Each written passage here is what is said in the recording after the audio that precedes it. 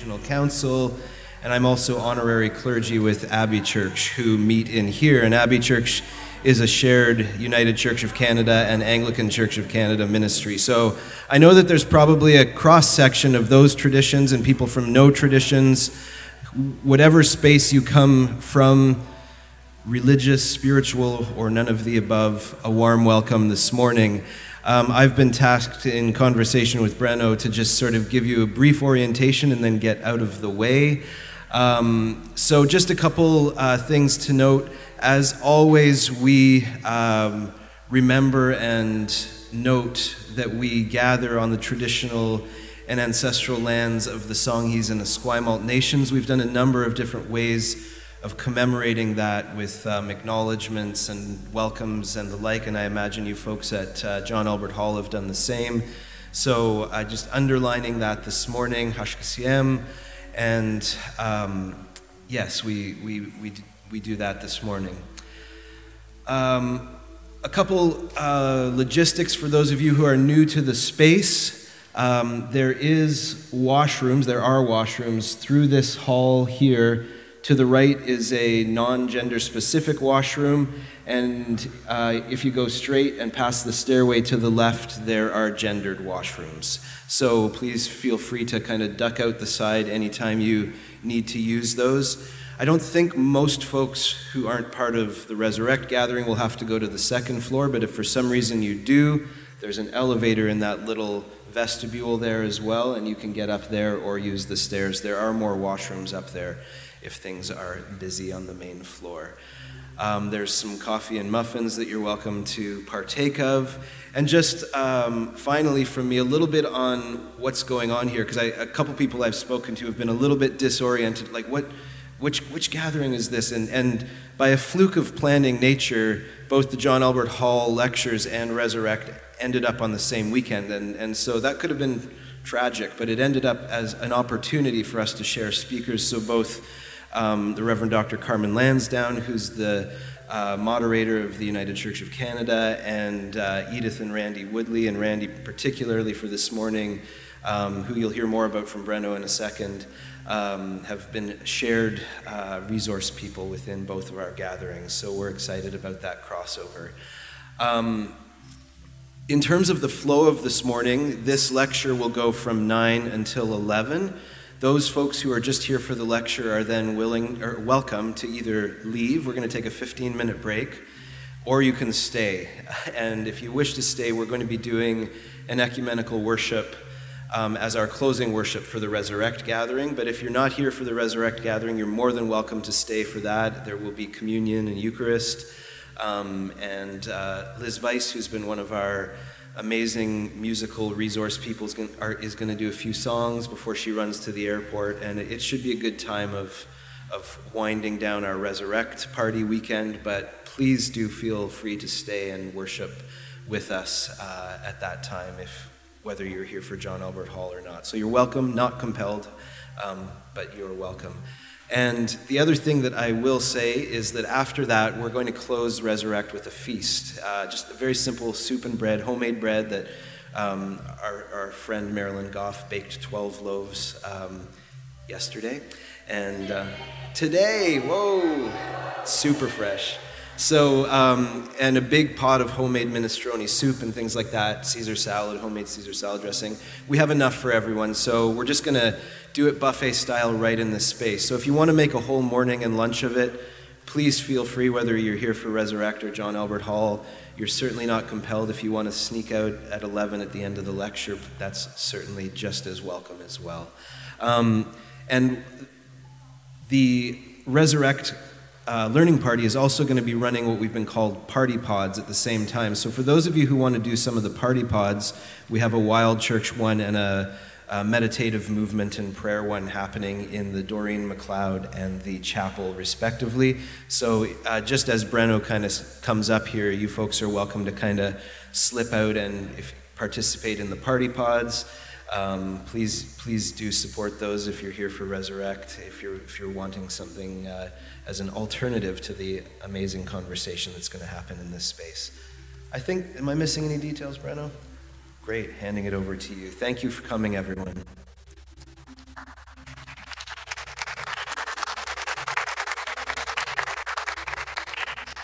Thanks, everyone. Thank you, Rob.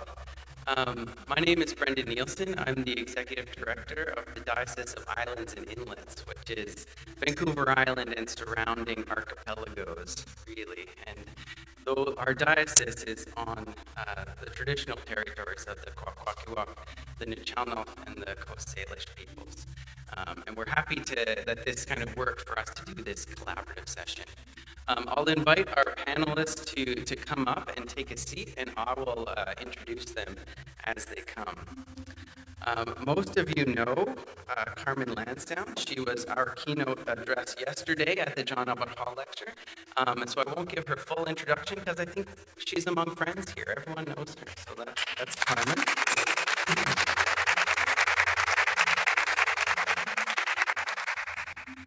And Randy Woodley here. Dr. Woodley is recognized as Cherokee descendant in the United Kituah Band of the Cherokee Indians. He's a scholar of intercultural studies and engages in the interrelated topics of spirituality, earth care, racial and ethnic identity, diversity, peace, social justice, eco-justice, interreligious dialogue, indigenous studies, agriculture, and spirituality, all of it. He was a founding member, board member of NAITS, the North American Institute for Indigenous Theological Study, and until very recently, he just retired as Distinguished Professor of Faith and Culture and Director of Intercultural and Indigenous Studies at Portland Seminary in Portland, Oregon. He was recently awarded the George Fox University 2021-2022 Faculty Achievement Award for Graduate Research and Scholarship for his outstanding scholarly contribution over the last couple years. He and his wife Edith are founders of Elohe Indigenous Center for Earth Justice and Elohe Farm and Seeds, where they invite people into a new relationship with creation and model sustainable farming practices and earth justice. Randy has been a part of the Resurrect Learning Party, so he's coming into our discussion of land, law, religion, and reconciliation, and we're grateful for his participation this morning.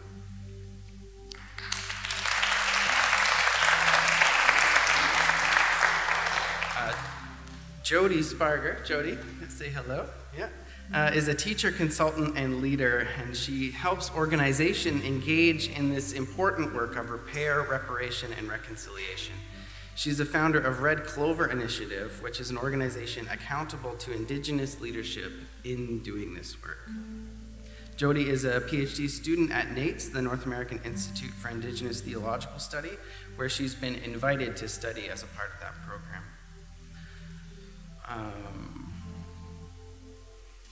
She was supposed to be with us for the whole time, but was unable to. She's here now, so we're really grateful that she's going to be a part of this. And finally, who's going to be opening up our session with some opening remarks to kind of put a container of sorts around opening our time is the Reverend Dr. Jason McKinney.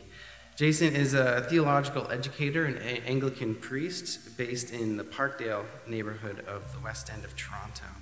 He serves a multiracial congregation in the neighborhood where he's also been a part of a movement to ensure the well-being against the pressures of gentrification. He is a member of the first elected board of the Parkdale Neighborhood Land Trust, one of the first urban community land trusts in Ontario, and he's served 2 terms there. He holds a PhD from the Department of Study of Religion in the University of Toronto and has taught courses on hospitality, urbanism, and a theology of food at Trinity College's Faculty of Divinity and is currently on a research contract with Tyndale Seminary. So Jason, I'll invite you to come now and open our time.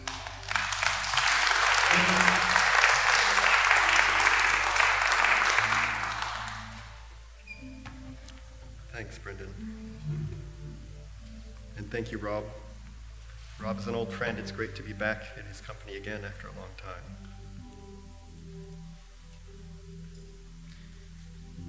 So I've really been enjoying the conversations we've been having over at the John Albert Hall lectures for the past couple of days, and I suspect that the party over here has been pretty good as well. And it's really great that we can come together around this question, around this problem of church land and buildings. So I'm really honored to be on this panel in particular. I get to talk about something I'm really interested in, and I get to do that with people whose thoughts and insights I'm really interested in hearing. And so I've been inspired either by friendship or by your work in ministry over the years, and I just want to say how honored I am to be here and to be a part of this conversation. So I'm going to try to create a bit of a context that's hospitable and open to other insights that might emerge around this question. But I'll warn you, in case you're here to learn about the nitty-gritty of church redevelopment, that's not where I'm going with this today. Even though that is a pressing issue, I think there's a parallel conversation that needs to be happening at least as much as that. And so that's what I'm going to try to open up today. So I'm going to start actually this conversation with a previous conversation, one that Brennan and Jody and Tellison and maybe a couple of other folks here were a part of last week. So this is in some ways a continuation of that conversation for us. We were tucked away at a retreat center on Anishinaabe and Haudenosaunee territory in rural southwestern Ontario. We had gathered with architects, developers, denominational leaders, and others to discern a critical path and to develop some shared practices around church redevelopment. So I want to pull a thread from that conversation into this one to see if it can be braided into this conversation. The thread that I want to pull is critical theological reflection.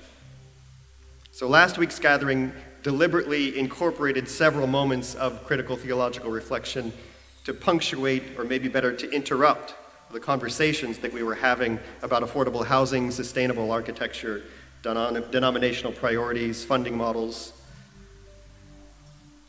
This work of redevelopment that many churches are engaging in or discerning at this time, where the financial stakes are so high, where the processes are so complex, where the relevant disciplines are so specialized, churches are constantly needing to defer to experts. That's just the reality of this.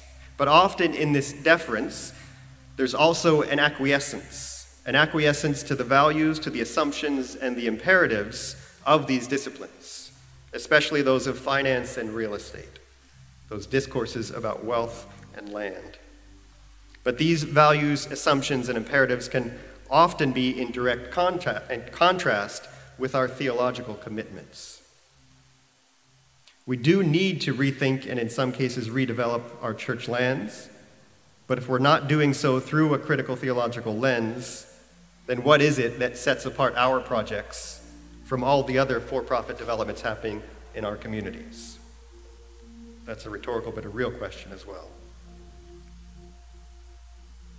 When I say theological reflection, I'm not thinking about doctrines and confessions. I'm thinking more about a capacious and critical way of thinking. This reflection brings into play a deep contextual awareness of the spiritual and material conditions of our present moment. So to that end, I want to speak this morning about two theological themes in particular. The first is the common gift of creation, and the second is the problem of avarice. But before addressing these themes, I want to situate this reflection within a larger commitment to repair and right relations with Indigenous communities. Because what we're talking about here is land-based work, we need to attend to the colonial legacy of our institutions and to the state of disrepair that plagues not only our buildings, but our ways of being with the land and with others. In the concluding chapter of her wonderful book, Becoming Kin, Ojibwe and Anishinaabe writer Patty Krawick explores the question of solidarity.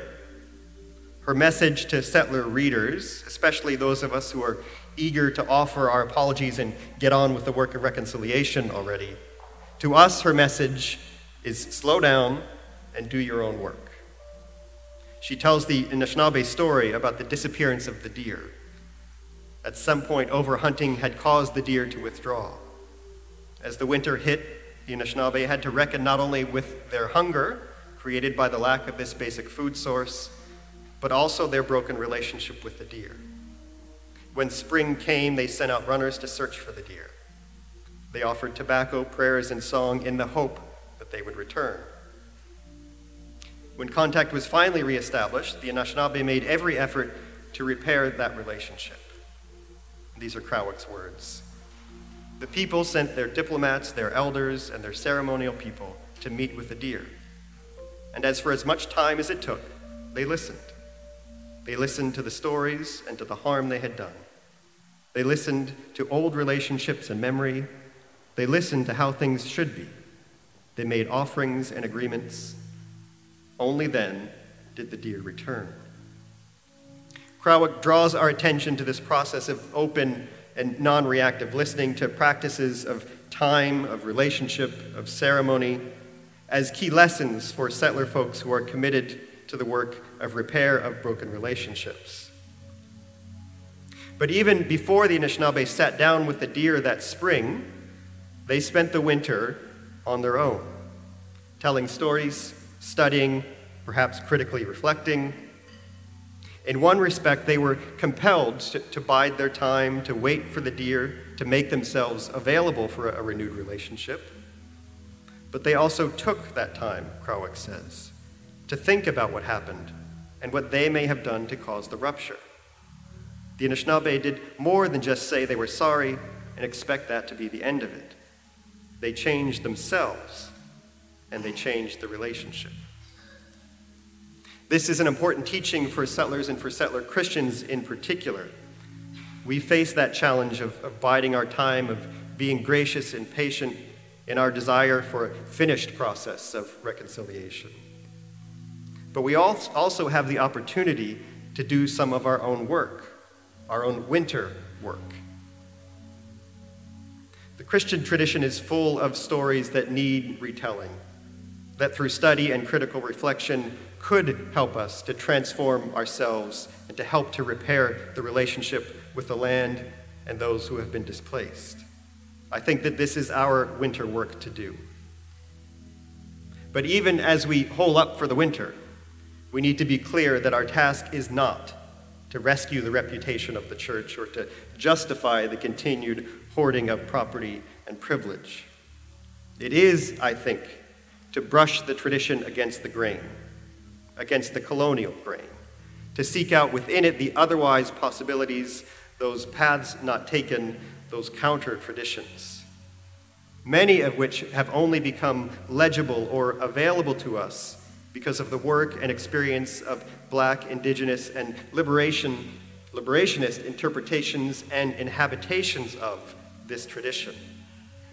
So our winter work will not be sequestered in a white space at a retreat center, but out in the open, continually listening, constantly welcoming. So my first theological theme, the common gift of creation. So the statement that came out from the Vatican in March about the doctrine of discovery, whatever that was, a rejection, a repudiation, a disavowal, I don't know. But whatever it was a necessary step. It was necessary not just morally, but logically as well. Now, moral and logical necessity have never been guarantees of church action, but I think there may be something to it in this case. Throughout his papacy, Pope Francis has been setting the groundwork, knowingly or not, to undermine the doctrine of discovery. In his 2015 encyclical on creation care, Laudato Si, he said this: "Whether believers or not, we are agreed today that the earth is essentially a shared inheritance, whose fruits are meant to benefit everyone. For believers, this becomes a question of fidelity to the Creator, since God created the world for everyone. The principle of the subordination of private property to the universal destination of goods, and thus the right of everyone to their use, is a golden rule of social conduct. The Christian tradition has never recognized the right to private property as absolute or inviolable, and has stressed the social purpose of all forms of private property." That was a lot. I did have a slide that I didn't get here in time to put up so that you could see that text as well, but it's easily available online. So the Pope doubles down on this claim in his 2020 Fratelli Tutti. So this was not a one-off. So it would be logically and theologically inconsistent for a teaching like this to be maintained alongside a doctrine that upholds a racial or a cultural hierarchy and limits access to God's good creation based on that hierarchy. So it makes sense in some way that following these encyclicals that the doctrine of discovery would come into question. But what I want to point out is that Francis's golden rule of social conduct, the idea that the earth is a common gift, is far from new or radical in the scope of Christian history. It is really only people shaped more by Cold War rhetoric than by Christian teaching that would shudder at the claim that private property is not inviolable. Francis's perspective is really quite moderate. He's by no means alone in claiming that the original creation was intended as what we might call a commons, or a universal gift. In fact, I'm aware of only one significant divergence from this interpretation in the history of the Christian West. In the 14th century, Pope John the 22nd, this was the same guy who condemned the writings of Meister Eckhart, so you know what kind of guy he was. He made the absurd claim that God intended the original creation to be the private property of Adam. He was trying to find a theological basis for suppressing the radicalism of the Franciscan order. In imitation of Jesus, they refused to assert ownership or to possess property. Now, it's not enough to believe that the original creation was a commons. Even John Locke, who was the property theorist of the colonial project, affirmed this. He says, "'Tis very clear that God, as King David says in Psalm 115, has given the earth to the children of men, given it to mankind in common." But Locke's point was that this common gift can and should be privately appropriated. And in his case, it was compelling enough that it became something like the blueprint for the colonial expropriation of indigenous land in the English colonies. So no, it's not enough to affirm the theological claim of the common destination of created goods, but it might be a start. Already in Locke, this theological argument is a bit of a performance. It was already on its way out the door by that time. Christopher Pearson, in his book Just Property, notes that property talk in this period is more typically the work of lawyers than of theologians. And this tendency has only increased in the intervening centuries. This is Pearson again. Mainstream economics tends to arrive after property has been initially allocated, and it tells us how it may be moved around most efficiently. Or else, it exhorts us to clarify property title, so that the logic of efficient exchanges can be enhanced. The demise of communism and the serial crises of socialism have simply added to the sense that the most important questions about property have already been effectively answered. Now, this amnesia about what happened before the allocation of property is a forgetfulness that affects the church as well. Despite the fact that it is inscribed in our scriptures and repeated in our traditions, we seem to have forgotten the subversive memory of the commons. We have taken enclosure for granted. Hence our acquiescence to the demands of real estate and finance, and our tendency to treat colonial title as inviolable. If we take the time and if we do our winter work, we might recover the memory of this deep history of creation as a common gift. We might see the way that our creation story aligns with the creation stories of the first peoples of this land, not in the interest of a comparative mythology, but as a way of recognizing a deeper connection to the earth and to each other. We might see that the subversive memory is not relegated to a primordial or to a romantic past, but it continues to flash up through the stories of Scripture, in the teachings about Jubilee, in the laws about ancestral territory, in the ways and teachings of Jesus, and in the practices of the early church. We might glimpse the theological truth of a universally shared creation in contemporary commons movements, like the Community Land Trust movement. We might even be inspired to start a church-based community land trust. We might see that land-based reparations for indigenous communities is not a crazy idea, but perhaps the revival of the spirit of some of the agreements, treaties, and covenants that our ancestors committed us to when they first came to this territory. I'm thinking in particular of the commitment to sharing as the basis of the Dish with One Spoon Wampum Covenant in the territory around the Great Lakes where I live. This could be one dimension of our winter work, the recovery of this subversive memory.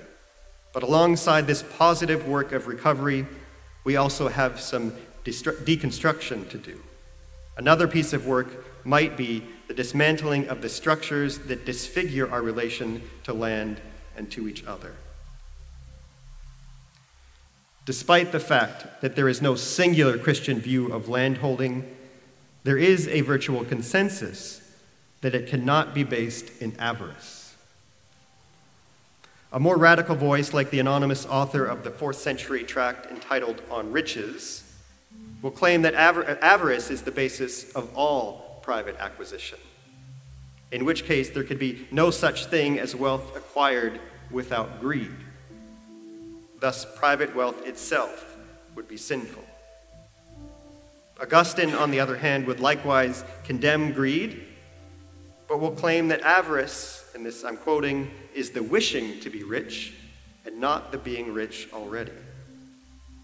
So the divide would seem to come down along these lines. Either you believe that land can be justly appropriated from out of the common pool of creation, or you believe that it cannot.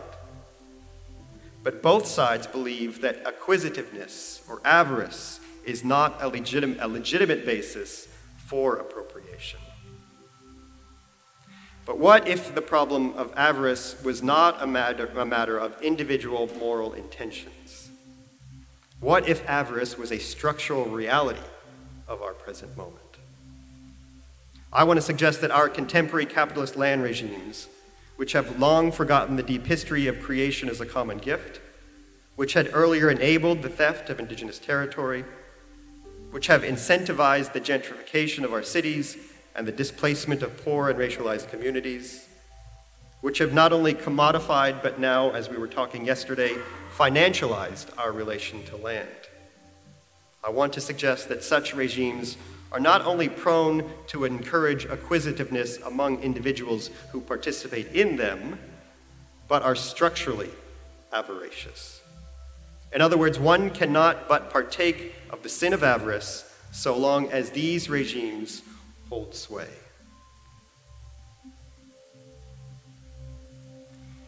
We in the white world are coming around slowly to recognize that racism is not a feeling.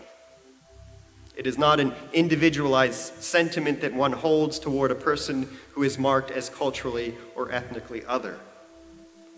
We are slowly coming to realize that even if we harbor nothing but good feelings and intentions towards those who are racialized differently than we are, that we are still implicated in racism and white supremacy, as Bishop Ann said on Thursday. Because racism lives not just in our minds, but in our institutions, in our history, and in our collective practices. Racism is a structural reality. A part of our winter work, then, might be to do as the anti-racist movement has been doing, to recognize that the problem is structural, it is deep-rooted, it is stubborn, but it is also not intractable. To seek to dismantle these structures through deliberate practices of resistance and solidarity. Perhaps resistance looks like, in the case of church land, looks like leveraging hundreds of church redevelopments across the country in a collective, ecumenical commitment to affordability, sustainability, and ethical procurement on all new projects. Perhaps solidarity is this same ecumenical collective entering into spiritual covenants with local indigenous communities, recognizing their sovereignty over the territory, offering lease payments and land transfers as a result. And I'm sure there are other possibilities as well. So as I draw these remarks to a close, let me try to summarize what I've been saying, and I think it can be reduced to three basic ideas. First, the contemporary crisis around church land and buildings, empty or underutilized buildings, decaying infrastructure, deferred maintenance. This is a real crisis, but it is also an opportunity. The opportunity, however, is not, I hope, to save our colonial institutions. Instead, it is to renew our material and spiritual practices, to repair relationships, to live in open-handed and generous ways with our neighbors, and to trust that the Holy Spirit is doing a new thing in the midst of this. Secondly, we didn't have to end up here. There are otherwise possibilities within the Christian tradition. By doing our winter work, by reading against the colonial grain, seeking out counter-traditions, inviting other ways of interpreting and inhabiting the tradition, we can then seize on these possibilities. I have suggested 2 ways of doing that: by returning to the deep memory of creation as a common gift and the critique of structural avarice. John and Carmen mentioned a few other ideas yesterday over the other lecture series.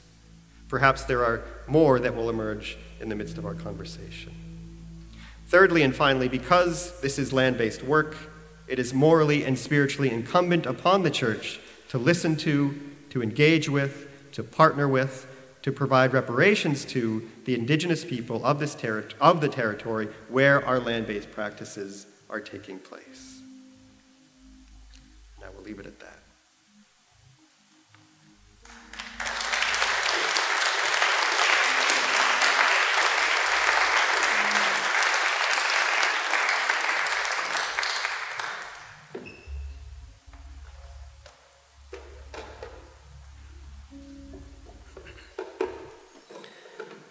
Thank you, Jason, for those insightful comments to get us started. What I wanted to do to start is to kind of give each of our panelists an opportunity to engage with Jason's comments from their own perspective and work that they do. And what might some of what Jason has proposed intersect with some of the work that you're doing in terms of what might the future of church-based land look like. So I'll give you a few minutes each to engage in that topic. Maybe we'll start with Carmen. Do feel free to push back. Do I have to start? Okay, first of all, does somebody feel like ready to talk yet? I can go Randy first. can start. Okay. He said he's ready. Yeah. Okay, super.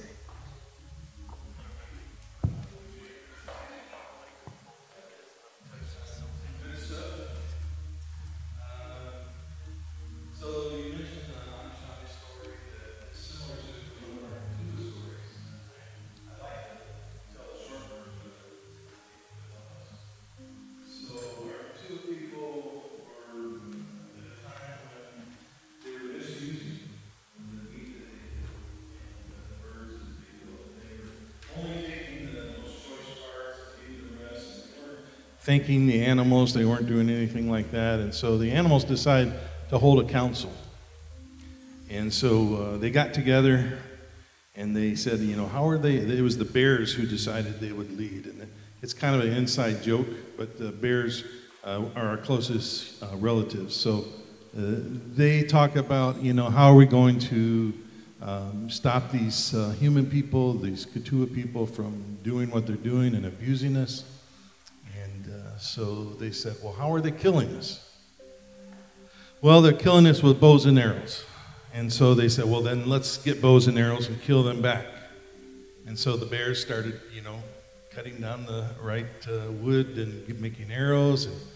And then they went to practice. And when they practiced, they had these big, long claws, and so the arrows just kept flying everywhere. And the rabbits and squirrels were scurrying off, trying not to get hit. So they said, well, that's not really going to work. So the rest of the council of all the animals and the insects, they said, let's have somebody else lead us. And so they elected the inchworm. And so the inchworm heard from all the different animal peoples. And so they come up with this idea. And they said, let's put disease on all the people. Let's get them that way. And so they started thinking of diseases. And they thought of, influenza, they thought of smallpox and chickenpox and all these different diseases. And so they began to put them on the people, and the people began to die. And so as the human people were dying, they say that first it was the young children and the old people, and then it was the men, and in our way, women are the highest, and they said then it was finally the strong women who began to die. And then they said, we have to stop this. We don't know what we're going to do, but we have to go to the animals and beg them, please stop this. We're not going to be a people anymore. So they went to the animals, and the animals said, no, it's too late. And so they continued to die, and the plant people were watching this, and so they held a council. And the plant people said, we feel sorry for the human beings. And so we're going to start sending them cures in their dreams. And so they began to send dreams. And in these dreams, they told them how to cure each one of these animal diseases. And so we still believe that for every disease, there's a plant cure.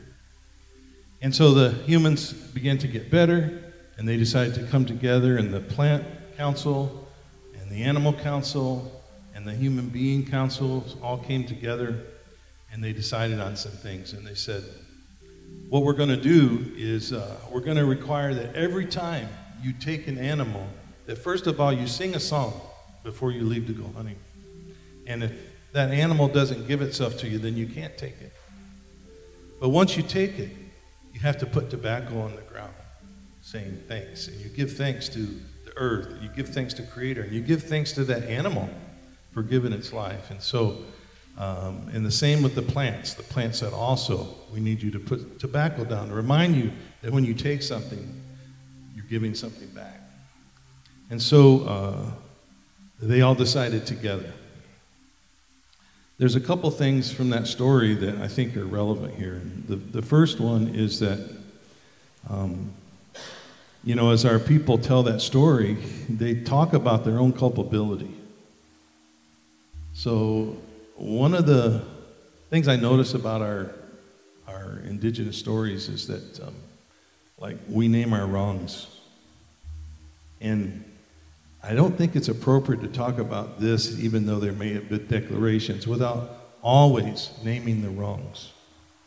And so the first wrong is, our churches are on stolen land. And I think that needs to be said in the same way that we make declarations of whose land that we are on, that always needs to be at the beginning. And the second thing is to realize that the sins are not just against the human beings, but they're also against the plant people. They're also against the animal people. And that everything is related. And so you can't just allow the humans to make the decisions, because that's how they got in trouble in the first place. And so as we have a panel here, we get to tell those animal stories and we get to tell those plant stories, but I wonder what stories they tell about us. And I wonder if we should have a chair here that represents the animal people, and one that represents the plant people, and maybe one up there that represents the bird people, so that we can consider, this is not just a human decision. This is a decision that concerns all of these together.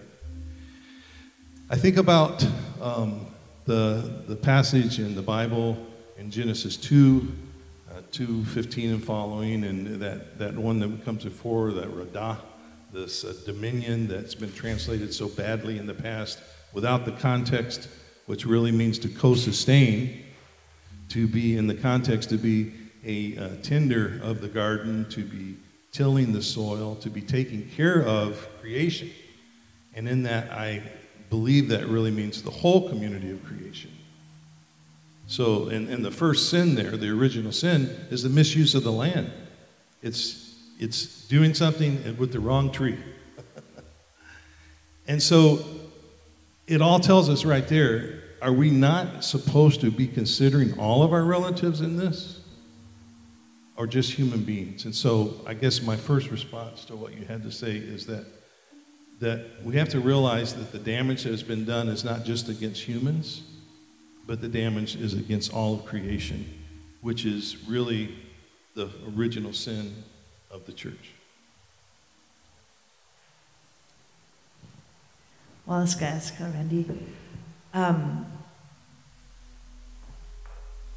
really appreciate you bringing our plant and animal relatives into the room with us. It's not something I think I've ever talked about publicly, but starting, I guess like our climate really started shifting in more noticeable ways while I was living in California doing my PhD. And many of you know I was born in Alert Bay, which is just off the northeast coast of Vancouver Island. And my people come from Bella Bella, which is in the central coast. And there's a lot of cedar and Douglas firs and salal everywhere. And in 2015 was one of the years we had like big forest fires, right? And a heat dome, not as bad as the last one, but when I drove from Campbell River to Port McNeill, I cried because all of the salal on the sides of the highway was copper.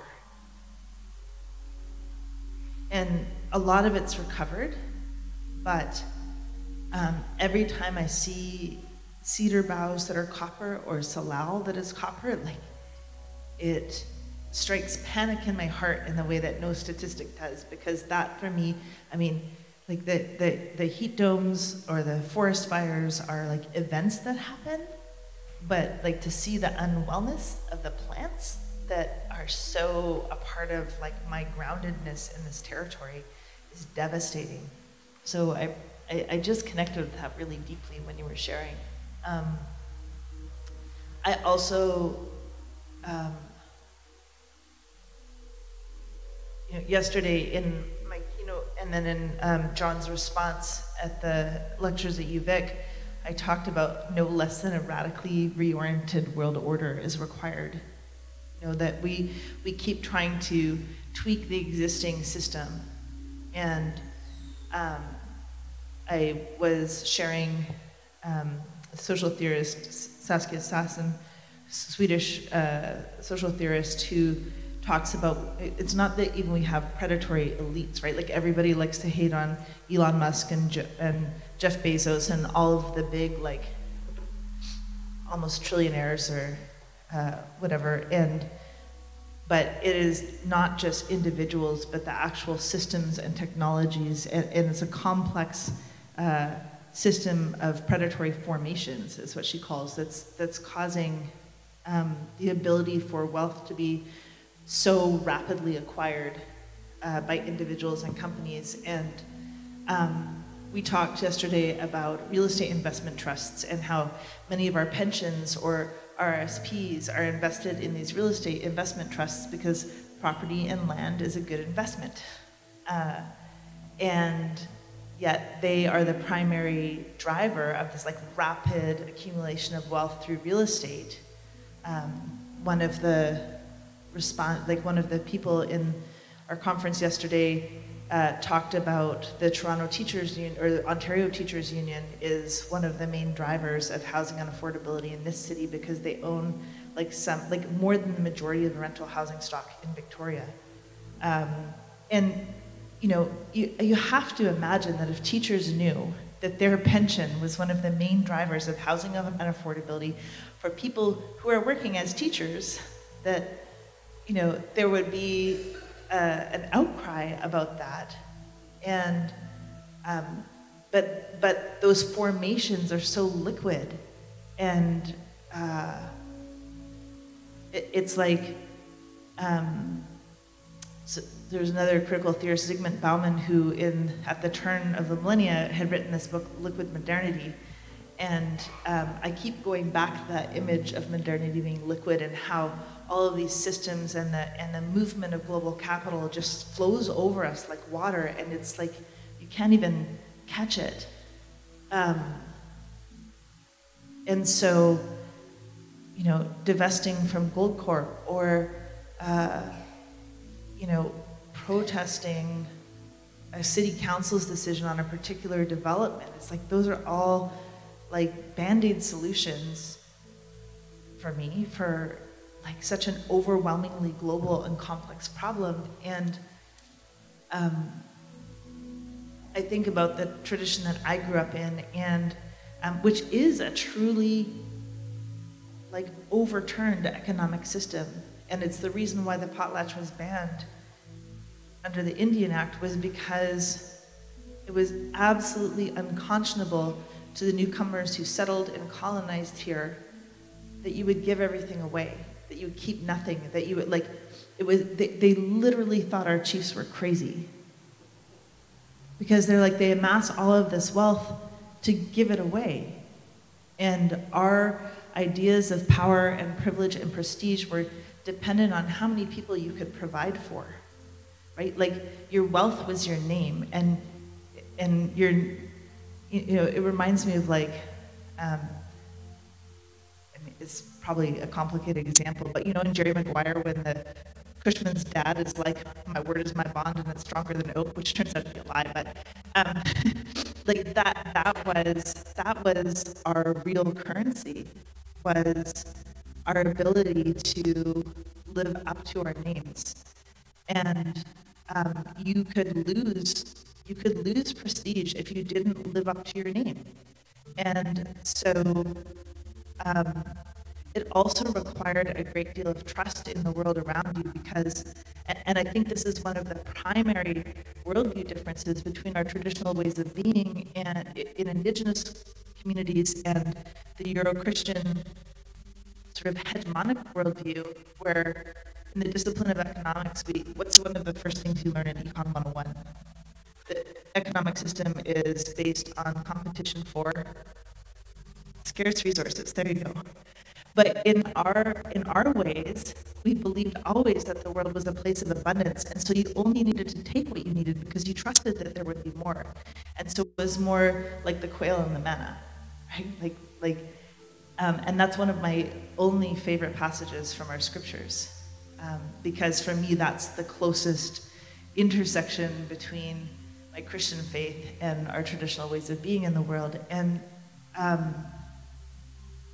what would that look like if our whole orientation was around care for the other and using what we had together in order to make sure that our neighbors had food and shelter? And you know, it's still our tradition in our community when, you know, because of the failing healthcare system or whatever, even though we have a hospital in Bella Bella, if you have more than like a very basic need, you often get flown out to Nanaimo or Victoria or Vancouver, and the whole community will come together and just like put,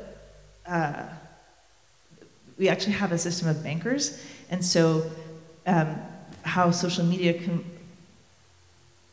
mixes with this now is they'll say, you know, Ingrid's the banker for Carmen's family because something's happened to Carmen's husband, and so everybody will EMT Ingrid what they can afford to help with Carmen and Mauricio's medical need.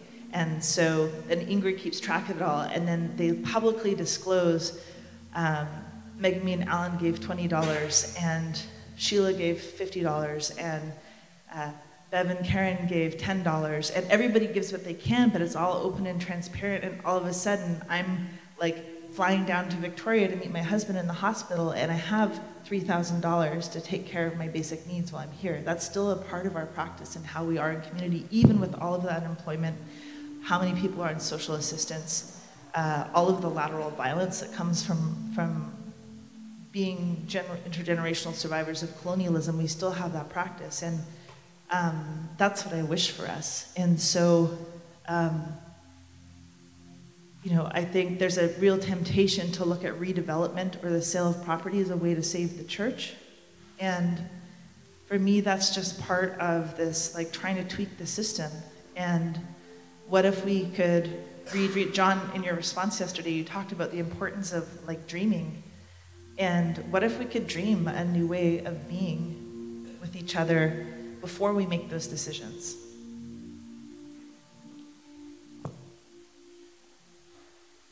We maybe just need to stay there with what if we could dream, right? So what would that dream look like? I want to also take Randy's call seriously, that we, for me, as a white settler, person, I have all kinds of ways of not naming my participation in the harm. And so before we get to dreaming, might need to name that there have been ways in which as settler folks, we have closed our eyes. We have stayed asleep, not dreaming, to the realities of land theft, to the realities that Indigenous peoples in these lands, despite their generosity, despite living according to a gift economy, despite those things, have limits as to how far their flourishing can go because of the limits that the structures of settler systems have put on them. So I was just speaking with Bishop Isaiah Beardy, who's a bishop in northern Manitoba, and he said, you know, we can't thrive without land. One of the realities we have not named as settler folks is that 89% of the land in Canada is considered to be Crown land. 89% of the land in Canada is Crown land. And the basis of Crown land is, as Jason referred to, is this idea that when the popes said, hey, when you enter the land, you're going to have a couple of tests. As settler folks, we often don't know these stories. So I'm going to just name it out, even though some of you may know it. There's a couple of tests when you enter the land. You're going to check out the people who are there. And you're going to see if they have language. If they have written language, then try and reason with them. Convince them of the message of the gospel. If they don't have written language, then try and persuade them by the sword. If they can be persuaded neither by reason nor by the sword, then they don't actually have souls. Too bad. And are to be considered as the flora and fauna. That's a sin that we need to name, that we have continued to benefit from since that point of contact. That the church has justified and given rationale for, and that we have continued to walk in the benefit of. Now, we can also check out, because all of that feels super overwhelming, and all of the systems and the brownness of the Salal and the global crisis that we're in, not to mention the crisis of our particular churches, can just be so overwhelming that we just check out. Which is where we need our plant friends. I've got one that's busting up some bricks that are laid in the community entrance to our building. Little seeds can bring great disruption. And we're in an opportunity, in a moment that we're in history right now, where the repudiation of the doctrine of discovery, or whatever it was that the Pope did, we can at least say, hey, that basis, right? That basis that justified and created Crown land, even very specifically, is seen to be a faulty foundation. We can't continue forward on that basis. How do we dream? How do we imagine together some real and practical and sustained ways that then we let those seeds start to break up what has covered over a multitude of sins, what has kept hidden from us a variety of ways and structures that, again, for settler folks, we just get to walk on it and not think about it. What if we were to join those plant friends in the unseating, the reseating, and new imagination for what's possible?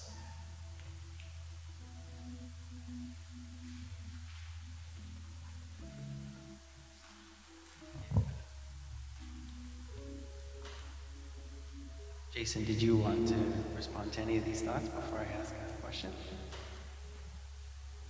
maybe what strikes me is this gathering that I mentioned that the three of us were at. So Adrian Jacobs was there, Cayuga Nation, the Haudenosaunee people, and it's similar. So I offered a few theological reflections, and Adrian was very gracious. First of all, in welcoming us to his territory, and then by offering some insights to the group.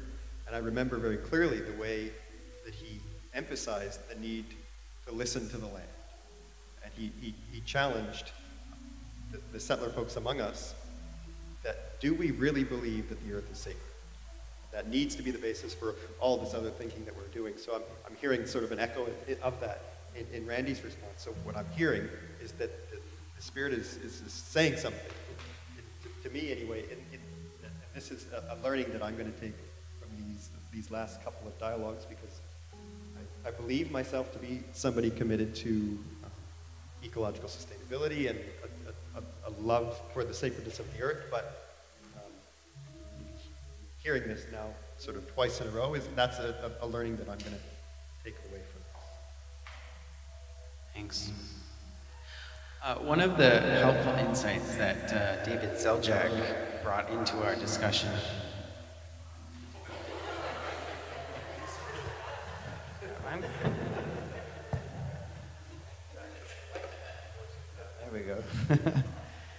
brought into our discussion on Thursday evening, I think it was in a response to one of the questions, but he talked about these logics that work in our institutions and our organizations, which is the logic of maintenance and the logic of mission.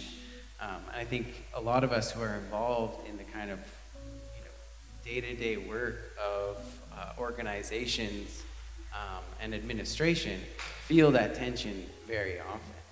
So, with the logic of maintenance, and even what Bishop Hannah mentioned, that we're kind of both simultaneously saints and sinners, there's some of that maintenance that is going to allow that continued work of saintliness, both of the people and the organizations that we participate in. And the logic of mission, I think, is alive and well in this conversation. What are some of the ways that we can intentionally, in our organizations, kind of participate in some of these counter practices that you kind of hinted at and John hinted at yesterday? And so I guess my question over the last couple of days is, can we actually hold those two things in a productive tension, or will that just lead to a kind of tepid status quo sustaining? So I think there is probably a way that you can do that, but maybe I'll ask Carmen first, because as the kind of spiritual leader of one of these major institutions, what does that look like? Can you give me an example? Because I feel like your question's very... It is very big. Yeah, I think it's like, even if we talked about like budgets, like how we are dedicating funds towards maintenance, whether it's even like building maintenance and infrastructure versus funding some of these even like reparations work. Yeah. I like budgets. I could talk about budgets all day. The general secretary is like, no, please don't. That's his job, not my job these days. But I have thoughts.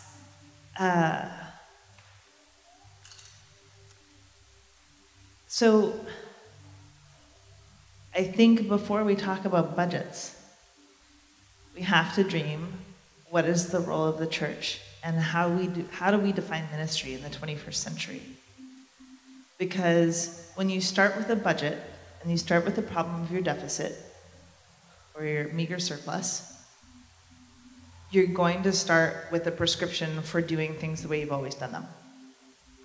And in budgeting, there are different models for how you go about them. One is to start with a zero budget.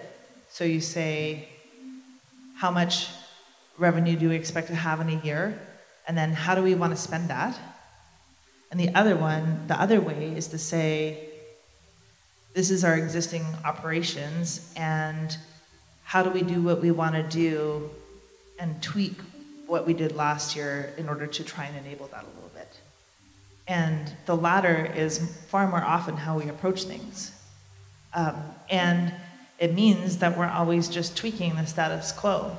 I think, I don't know about the Anglican Church, but my experience of, I think we have lost our sense of comfort with talking about money in productive and inspiring ways in the United Church of Canada. When I joined the General Council Executive in 2006 as the ex officio member, the World Council of Churches rep to the General Council Executive, it was one of the years that there was a first time that there was a big potential deficit, and the General Secretary at the time was saying, you know, we have to cut $3 million from the budget, and we need guidance from the General Council Executive about where to do that. And one of the places that we started was with theological schools. And I was in theological school at the time, and you know, I was sitting there doing math in my head and thinking, $3 million. I mean, so one of my challenges to society is that we don't dream big enough about money, right? Like, we think about our own household budgets, and then we get overwhelmed by the big numbers that are required for institutions. And so when you're looking at a $40 million annual budget for the National Church, which it was at that time, and $3 million potential deficit is nearly 10%, which is super scary. But at the time, we had 300,000 identifiable giving households in the United Church of Canada. So do the math. That's like an extra, like, what, $100 a household for the year? So I got up and I said to the floor of the court, like, please don't do this. Like, I guarantee you the good people of the United Church of Canada will, every household in this country, if they can, will give you $100 if you tell them you need the money. And those who can't, that's okay, because there are many people who will give you more than $100 if you tell them you need the money. And if you're talking about reducing our grants to our global partners and reducing our investment in theological education, if they know you need that money, they will give it to you. You will have all the Cookums in northern Manitoba doing bake sales to send you the money. And like, it just sort of fell on deaf ears. And so we made a $3 million cut to the budget, and that was really hard. And it's started this positive feedback. Well, it was midway through, I think, the last 50 years of a positive feedback loop of us feeling in competition for scarce resources, not trusting that the world is a place of abundance, and trying to make hard decisions, getting judged by the wider church for making the wrong decisions, and the wider church then not having the confidence to invest in the national church, both at the congregational and at individual levels, which then causes more scarce resources, and then we make hard decisions based on those scarce resources, and then those decisions it's exactly what Dr. Seljak talked about on Friday night, right? Like, we have a problem, we come up with a solution, it creates a new situation, which then has new problems, and so we come up with a new solution, and we do that over and over and over again until we meet Jesus. So, you know, that needs to be disrupted too. And what if, I'm not sure we should start at the General Council level, because I'm pretty sure if the General Secretary tried to show up to GCE and said, hey, I heard the moderator give this really inspiring talk in Victoria, and so I've started from zero, and we're just going to radically reorient how the national church works, that would probably both be out of jobs very quickly. So you got at least one supporter of Victoria General Secretary. But we also could do that at the community of faith level, right? We could do that here. We could do that That's what we did at First United. And that was really hard because we had a decade of really bad deficits. We ate away at all of our savings. I had this really big, bold idea, and I had to like rapidly rebuild trust, stabilize our operations, and inspire confidence in an institution that people really loved, but that also was like, are they gonna make the corner? And it was, I mean, I have to give really deep gratitude to somebody who's, you know, transitioned to the spirit world now, which is a businessman named Carl Vanderspeck. And he's a very, very unassuming man. I think he had like an obscene amount of money from selling his trailer. He had like trailers for trucks, and he rented them to trucking companies. And I'm going to tell the story really quickly because I think it just speaks so much to God's grace and the fact that people are good and generous. So when I first started at First United, somebody had said, you really need to talk to Carl because he just gave us $50,000 for new furniture in the church, and he's somebody that has significant capacity to give if we redevelop, and you need to be building a relationship with him. So I wrote to him, I said, Carl, I'm the new executive director of First United Church. I would love to meet you.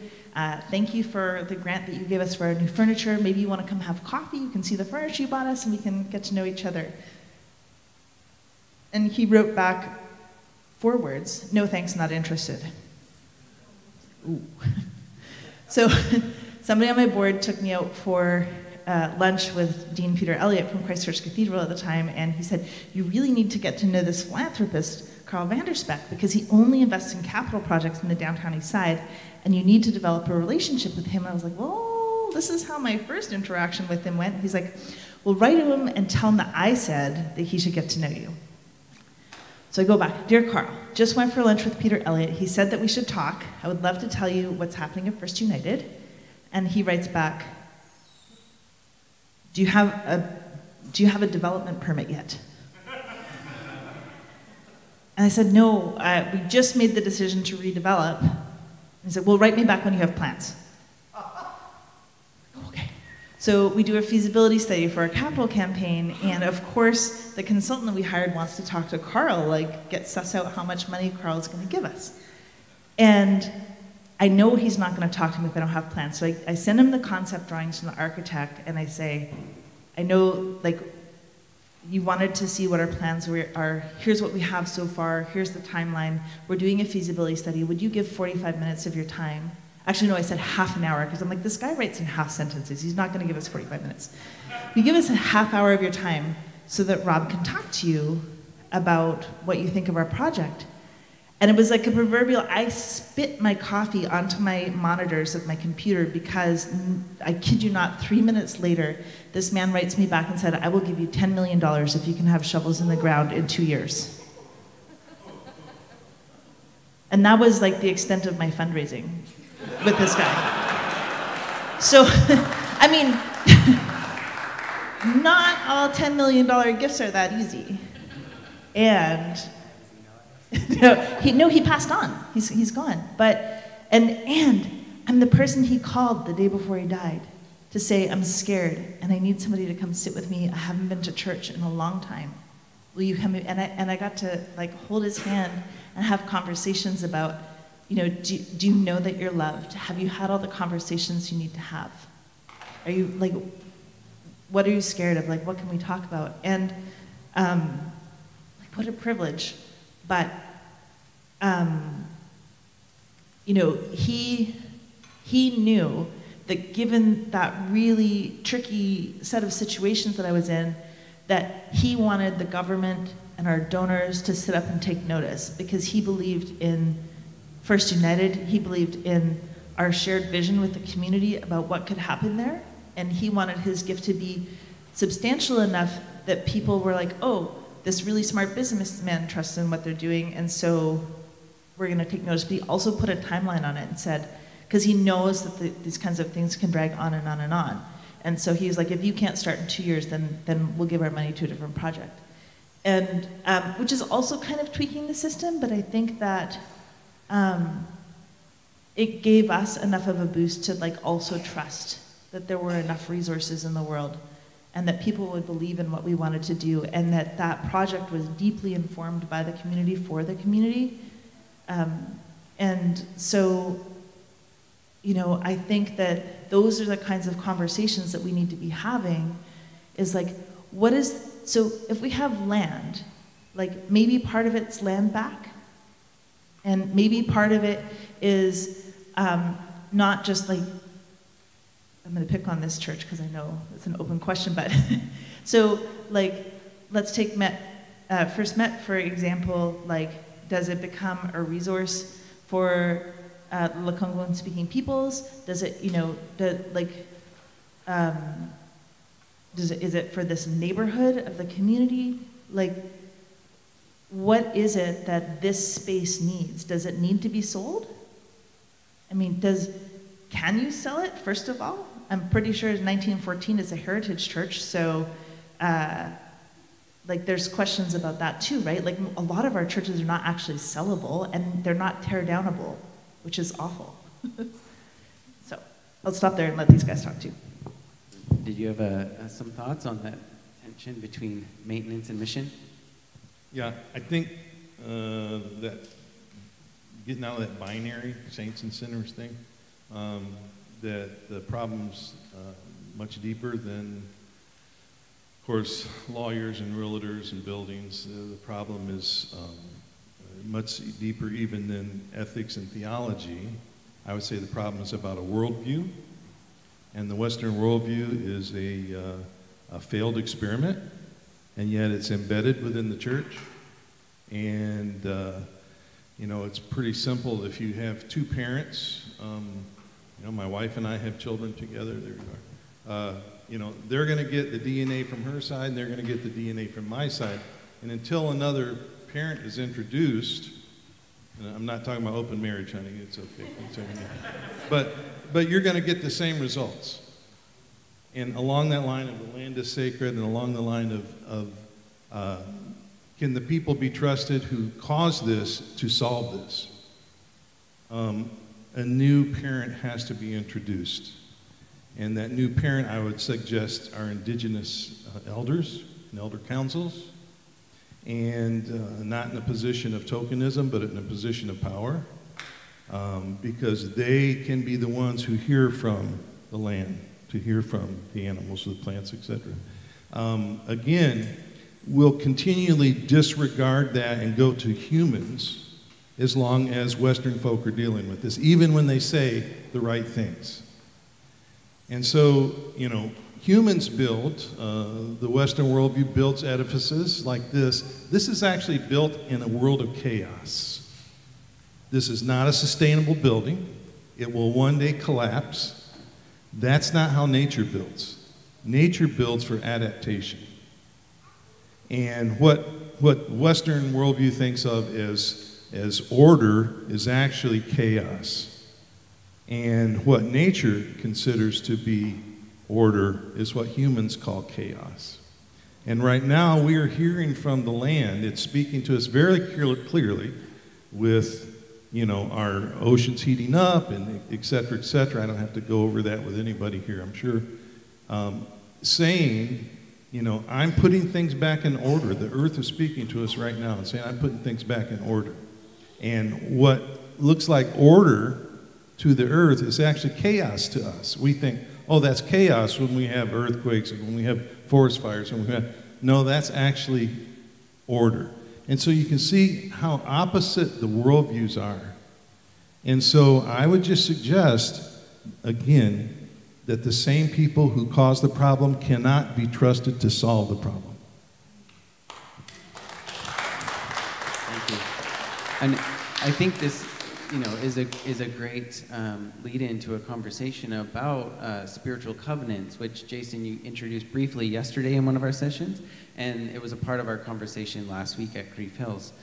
Jody, I wonder if you could say a little bit about that idea and how you see it kind of fitting into this discussion. Sure. So the language of spiritual covenants in this particular case comes from spiritual covenants that have been made between The Haudenosaunee Confederacy in Ontario and churches, particularly Lutheran and Mennonite churches, have kind of entered into this spiritual covenant. But it's an offering that comes from Indigenous leadership, non-Christian Indigenous leadership, reaching out to churches to say, hey, you all aren't a part of the same property tax structures. If you were to align in this new way, in this new spiritual covenant with us together, might we imagine a new way of living together in this area? And so of particular interest is a tract called the Haldimand Tract, which was part of a treaty that has never been honored. And so part of that conversation is that those churches have made commitments to say, hey, if our church ever is no longer being used, if the church building is not being used, then we would return ownership to the Haudenosaunee. And the Haudenosaunee Confederacy has committed that those spaces would always be used for spiritual purposes. So we kept aside for spiritual purposes.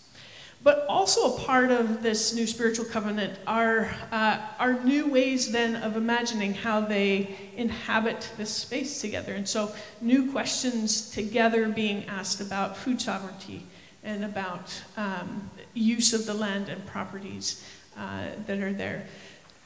So it's a return to the covenant relationship that was extended and offered at the point of contact in Ontario. We have a very different history and story here of settlement in British Columbia, but here too, there are invitations from Indigenous leadership about new ways that we would steward our ways of being here on the land. Just to offer another example out of conversation with some churches in the Lower Mainland, there are some lease payments that are happening to a land trust that exists between the Musqueam, Squamish, and Tsleil-Waututh. We have shared territory. They've agreed that they'll hold a land trust so that they could either purchase or receive property and also receive funds, and then they'll figure out who manages it between those nations later on, but they don't want to miss the opportunity for those things. And so churches have begun to say, what if we were to imagine that, first of all, that if we were to lose our charitable status, and we were now due to pay property taxes, we've got this crisis where that would set us in some serious panic. But what if we were to work towards paying a property tax amount to the rightful owners of these lands? And if we lost that property tax status, what if we were then in the position of saying, oh, no worries, government.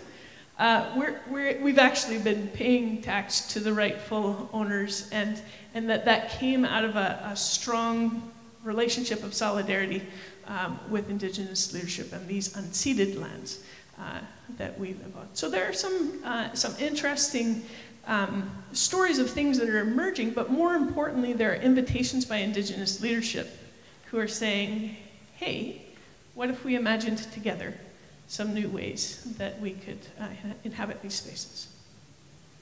Thank you. So we've got just over a half an hour left, and I wanted to kind of broaden this conversation to include you all. So if you have a question, raise your hand, either for Jason or anyone on the panel, and we'll open up that conversation.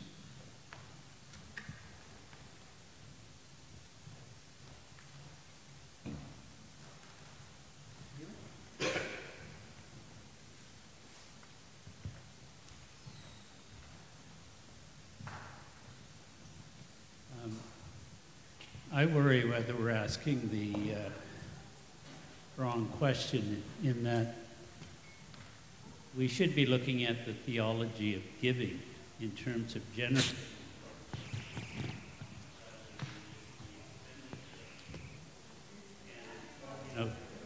Mic cut out. I think that we should be considering the theology of giving rather than just the expenditure. And I think that the Christian church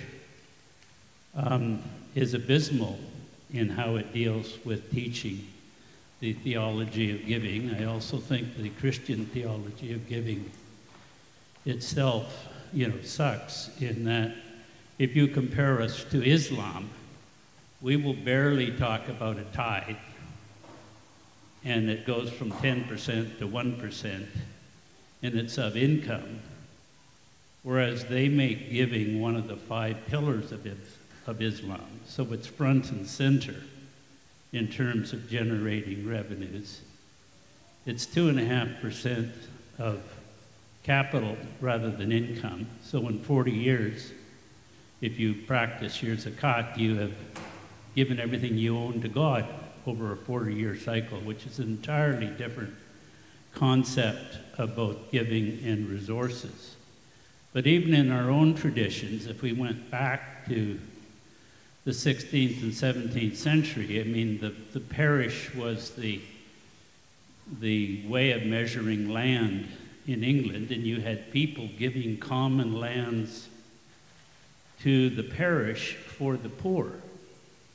And when you go to the back of an old English church from centuries ago and see that Tom Jones gave common lands to the church, that is there to protect the poor, so that the poor can take their sheep and graze it on the common lands. It's not to honor the donor. And we have transformed the whole naming of donors into an ego thing and have lost at its origins, and certainly in the church, in the Anglican Church in England, was to protect the asset given for the poor because they didn't have the legal resources or the literacy to protect that land for their use when the rich guys tried to kick them off it.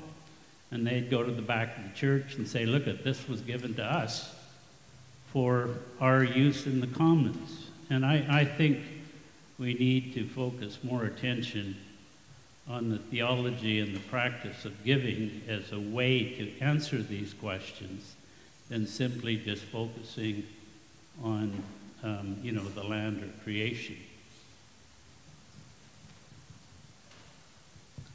So, three things I want to say about that real quick.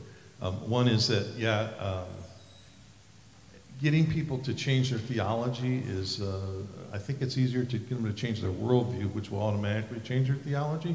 But I agree that giving, what you're talking about, I think is based on the principle of what I call the Shalom Sabbath Jubilee construct throughout Scripture, a seventh of your land each year set aside, don't glean the edges of your field, all those kinds of things for the poor and the wild animals, by the way. And so, that sounds like a nice way to do things. But the second thing, I guess it's 3 now, the third thing that I want to mention is that, and I mentioned this yesterday, I like the story where Dan Rather asked Mother Teresa, hey, Mother Teresa, why did Jesus say you always have the poor with you? And she said, well, that's because without the poor, the rich can't be saved. And so I would like to remind the church that giving to indigenous peoples is not just for their benefit, but it's so they might be saved, so that they might be healed. Because their healing is wrapped up in giving to indigenous peoples.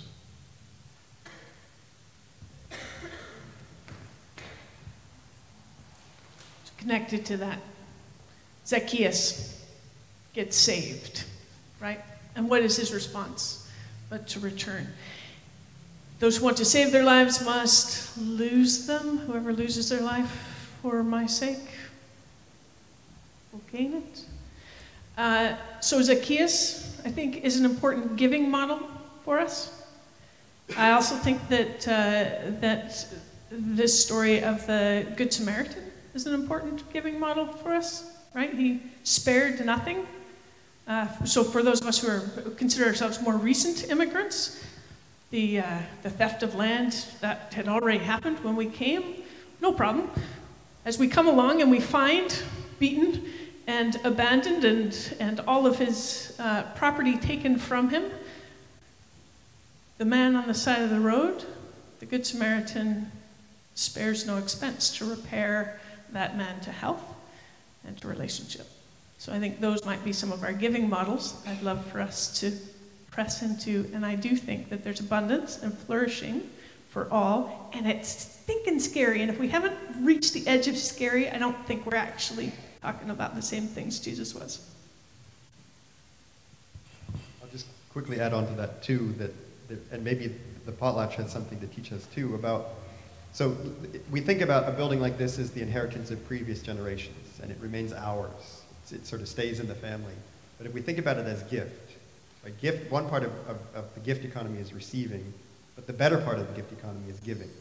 And so if we can expand our sense of what it means to inherit from previous generations as not something that then comes into our ownership, but something that is, we are freed up to give. I think that, to just recover the joy of giving, and I think that's not limiting to donations one might make, but to the way that we hold and inhabit all of our lives. I'll go a little bit further and say it doesn't free you up to give, it obligates you to give, right? Like the potlatch system, the hosting family would give away everything that they had, but they give it in payment for, I mean, it was all tied up in our stories and our history and our culture, and so this is where we did our community business. We named our children, we recognized where people had been hurt and did healing ceremonies for them. We celebrated marriages and memorials, and at the end, so I mean, part of it was providing for people when they came and you feed them and give them shelter, and this is when our potlatches went on for a long time. But and that's when we told our creation stories and you know, did the dances that tell the origins of our families.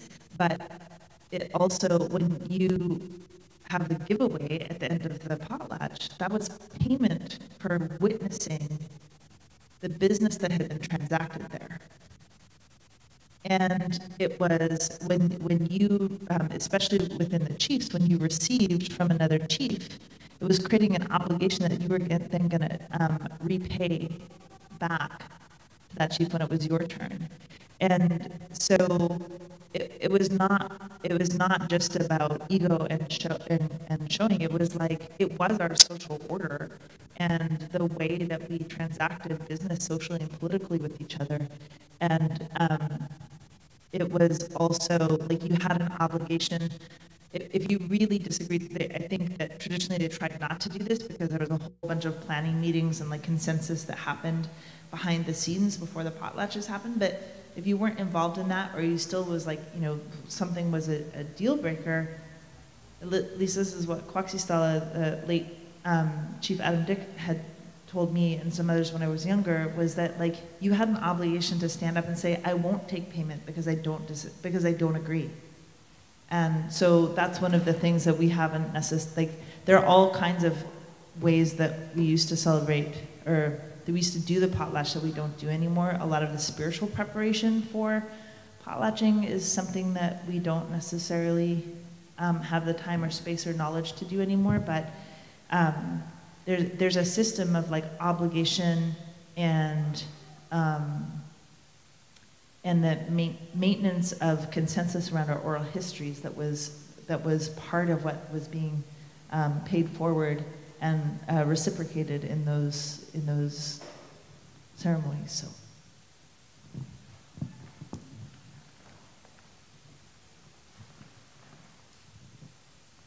Hello, my name is Hannah. So thank you for the presentation.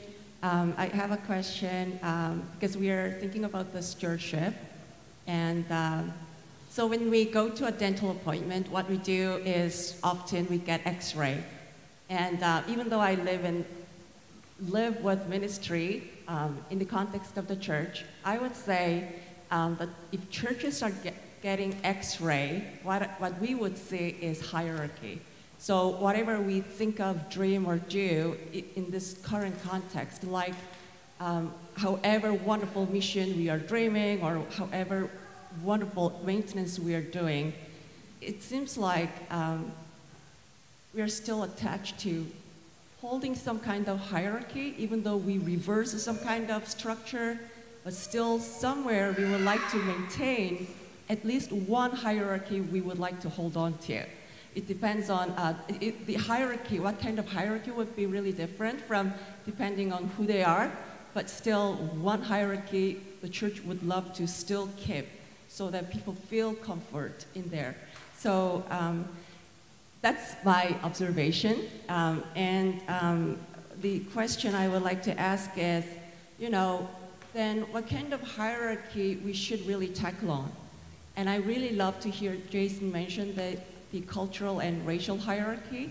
And also at the same time, I will wonder with you, like when we think of all these, I hear that Indigenous and Black participation, and we also consider their struggles and oppression and all those things. But I didn't hear people of color being included in that struggle when I just heard the presentation.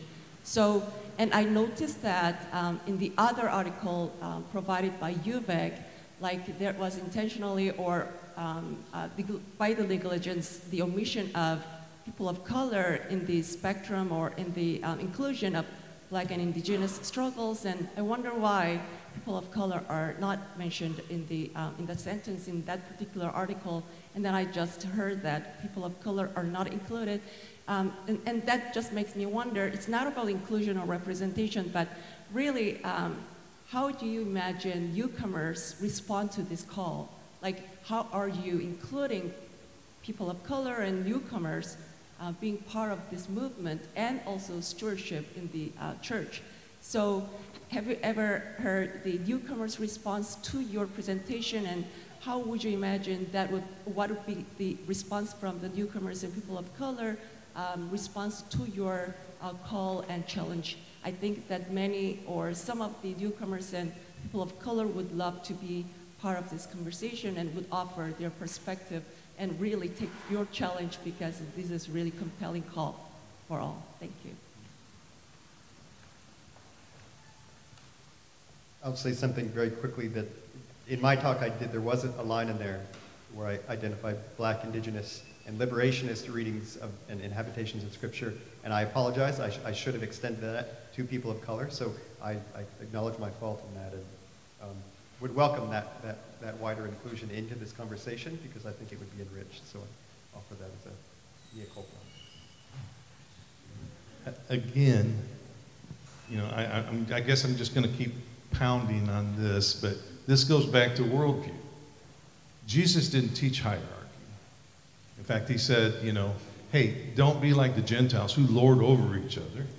Right? That comes out of really St. Ignatius and his trying to contextualize to the Roman, putting field marshals as bishops and captains and pastors and that sort of a thing. It was never taught by Jesus. And so, it goes back 2,700 years to Platonic dualism.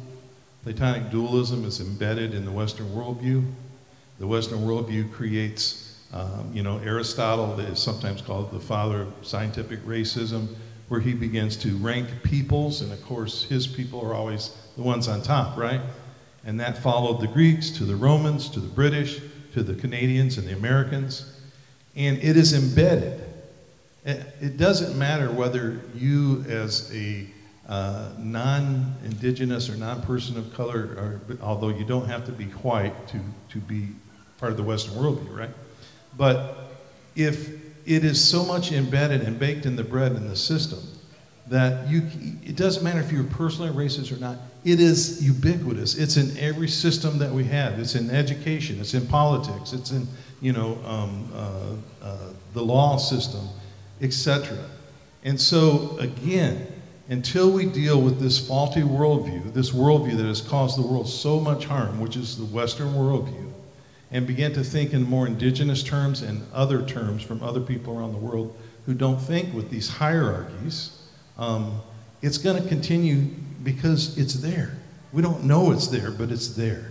And so, and it comes out in all these systems. And of course, I can't speak to, you know, the United Church or any other denomination and say, you need to do away with your hierarchies. But I would say, make your hierarchies meaningless.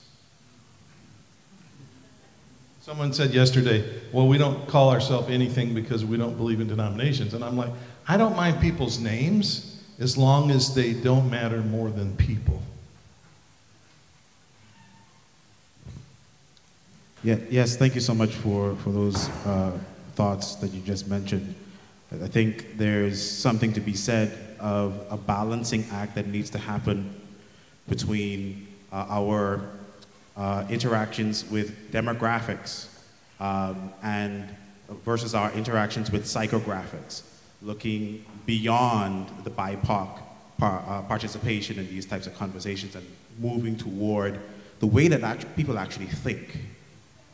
Groupings of people depending on where they are, how they think, and how they see the world. I think that's very helpful.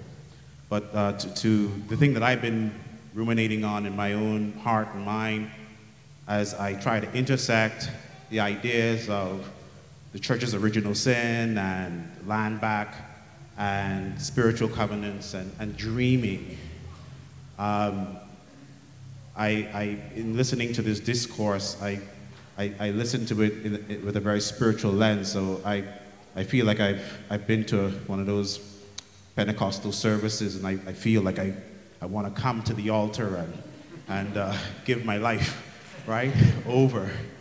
And I want to be born again. That's the feeling that's coming from me, because when the thought of the spiritual covenant came into the conversation, immediately, emotionally, my reaction was one of cringing, just a tiny smidgen of cringing there.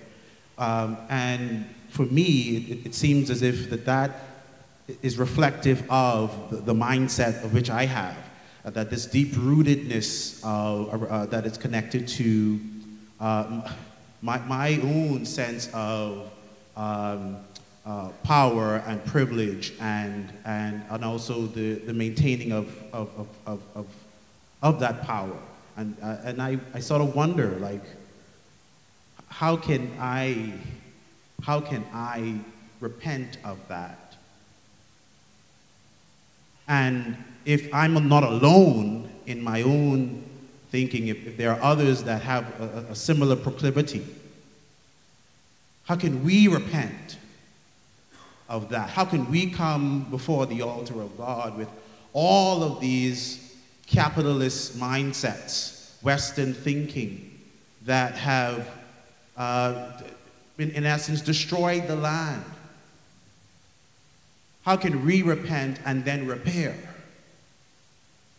in very practical steps? Because if I really think about it again, the giving of the land back, or the spiritual, or entering into a spiritual covenant, could be a pathway to my own salvation. It could be a way in which the dreaming and the movement towards good reparation could be actualized. And so I'm just wondering, like, what are some steps that I can take and we can take to move closer to that altar? Because I feel like the land is saying something, is speaking. And, you know, maybe I'm not hearing it well enough. Maybe I need to attune my ears a bit more. Maybe I need to attune my heart a bit more. But I feel as if there is something, there is a way, and we just need to take the time to figure out what that way is. And to be bold enough and courageous enough to release ourselves from the grip that this thing that is in some ways nameless has this hold on us and continues to perpetuate these structures that are seemingly ordered, but are really chaotic and are perpetuating chaos. And yeah, just trying to figure out how can we bring ourselves closer to a world where it's a mirror of the image of the activity and the presence of the divine.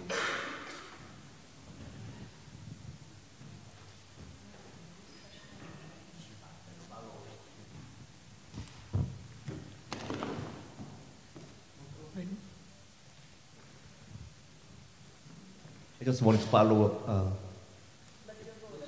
Okay.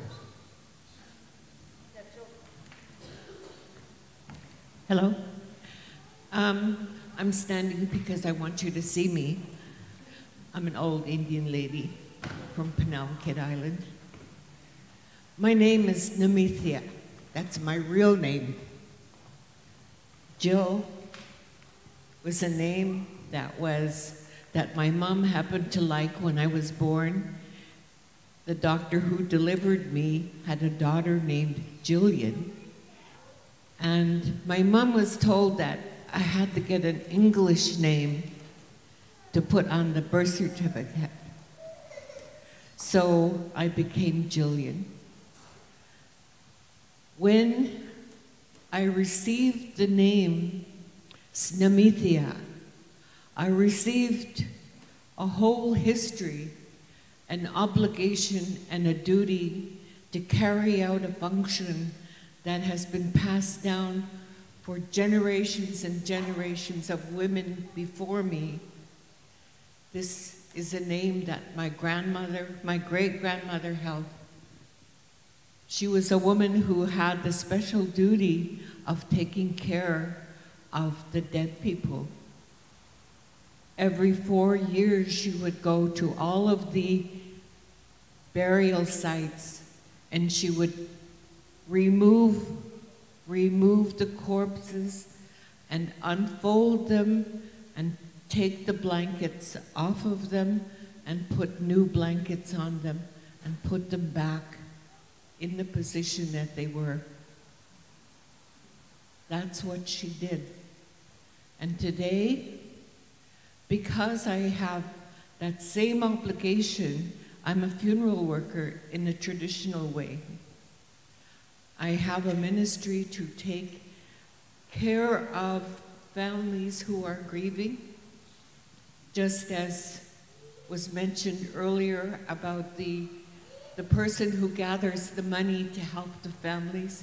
That's what I do. I go to each house in my community and ask for a donation to help the families who are grieving. I'm only one of a number of people that do that.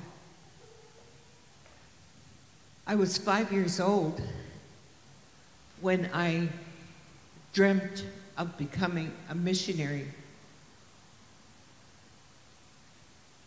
It's taken me 72 years to get there, but I am.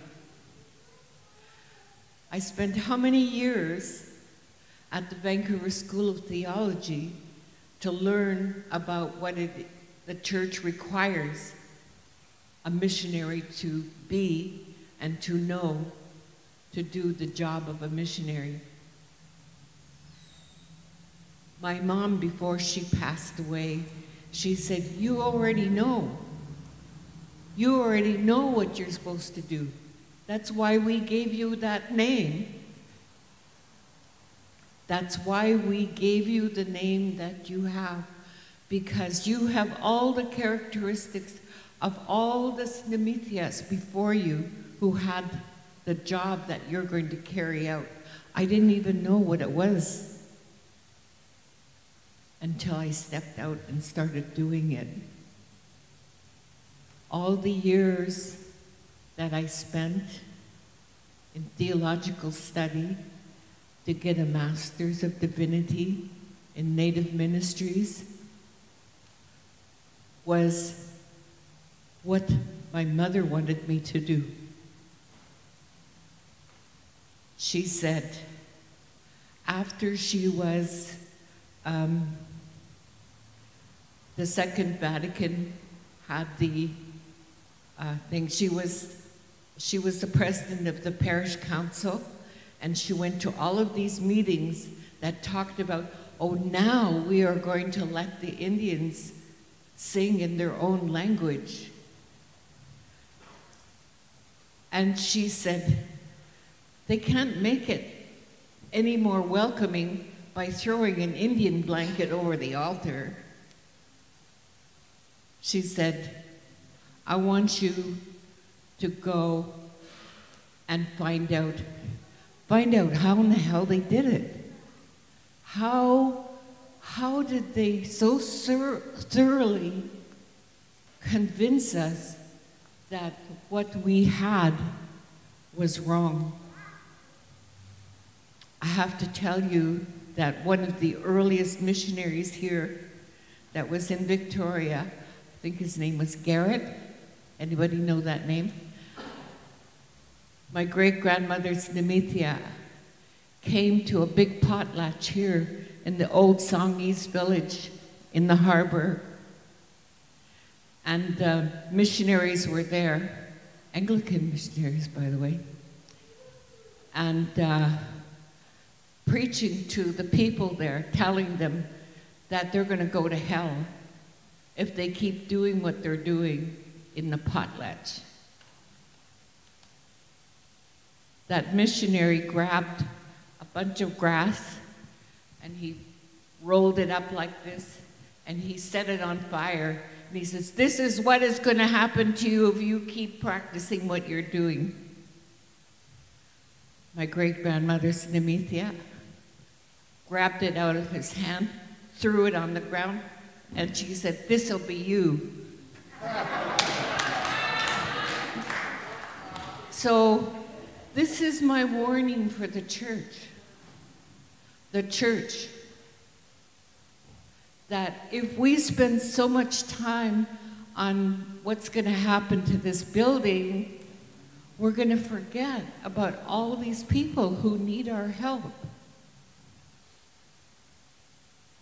I may not have become an ordained Anglican priest like I had hoped I would, but I have to let you know that in my culture, in my tradition, and where I am from, I am ordained.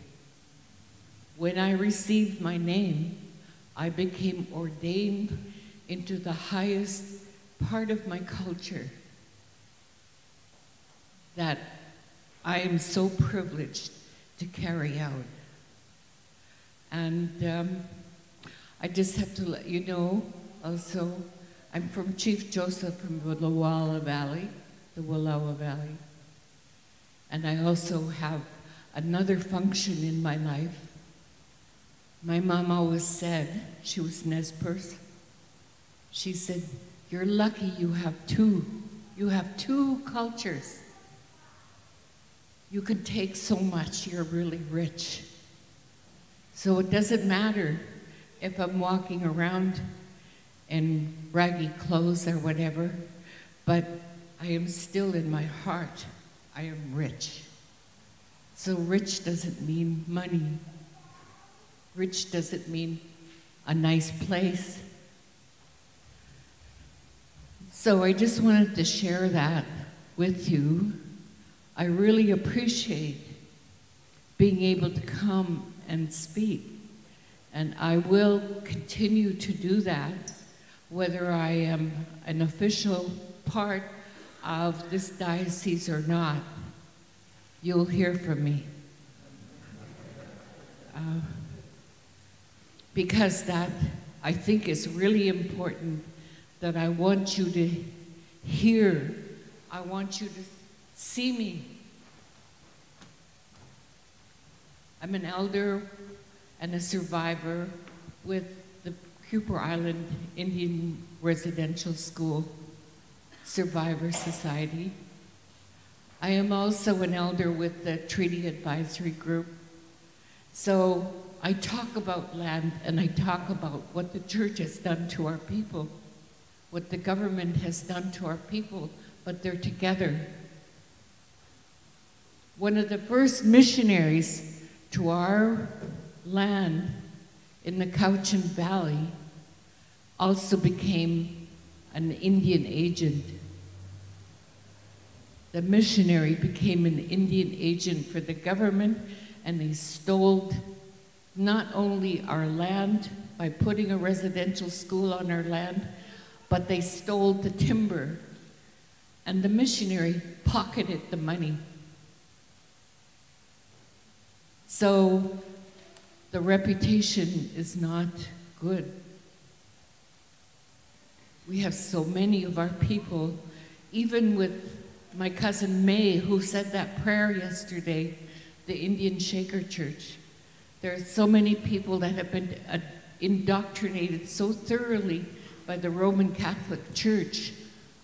When an elder, even like my cousin May, would stand up and pray, the Catholics would get up and walk out of the room. Even at the funerals that we have, they would do that.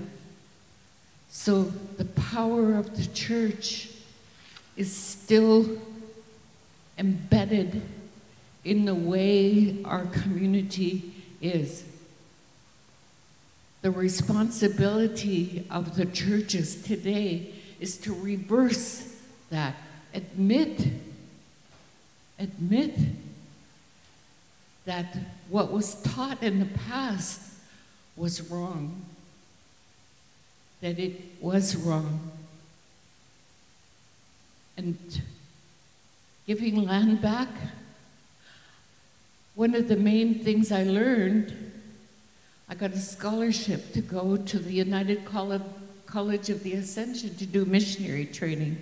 One of the first things I found out was about the enclosures, and John Clare talking about when the missionaries comes with their cloaks flapping, you know that the industrialists are coming and they will drain the swamps. The swamps are still being drained. The swamps are still being drained, and the land that we have over in our community has been drained by the churches.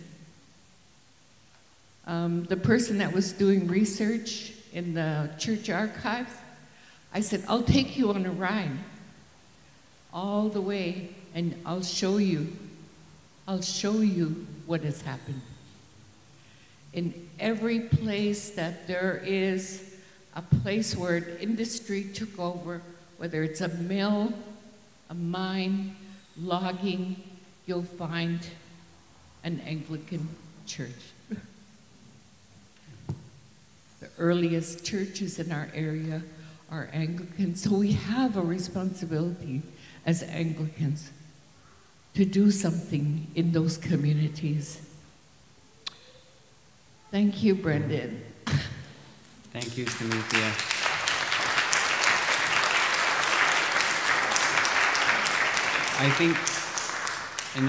I think Smithia will have the last and closing word of our John Albert Hall Colloquium today. So this is the end of our program. We're moving now into a break. Feel free to leave, but before we do that, let's give a thank you to our panel today.